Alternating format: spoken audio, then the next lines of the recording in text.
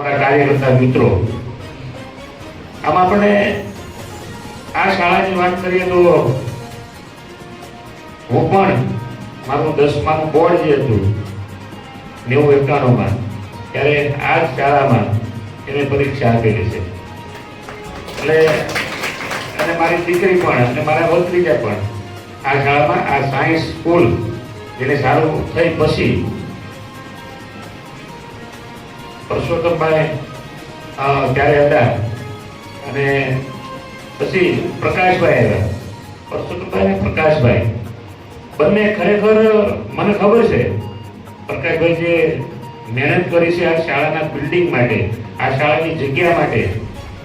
અથાગ પ્રયત્નો કર્યા છે એનો હું સાક્ષી છું. મને ખબર છે કારણ કે એ જમીન મેળવવી, એના પર બિલ્ડિંગ બનાવવું, આ વિદ્યાર્થીઓ એને ભણાવવા અને વિદ્યાર્થીઓ જે એના પોતાના બાળકો હોય ને એવી લાગણી આ શાળામાં અવારનવાર આવું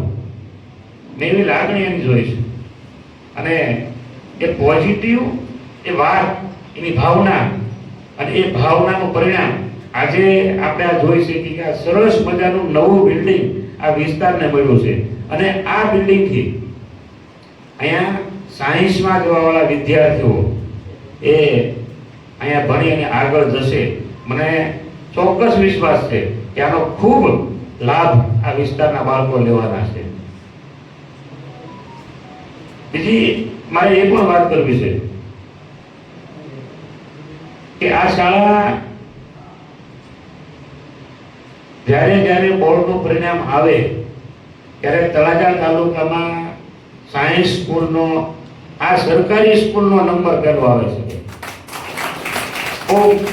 બાકી તો આપણે જોતા હોઈએ કે ખૂબ મોટી ફી ભરી અને પ્રાઇવેટ સ્કૂલમાં બાળકોને ભણાવી અને ત્યાં પરિણામ આમ જોવા જઈએ તો એના વાલીઓ નાસીપાસ થતા હોય, પણ આ શાળાનો નંબર આવે છે એટલા માટે હું કહું છું કે અહીંયા ખૂબ સારું શિક્ષણ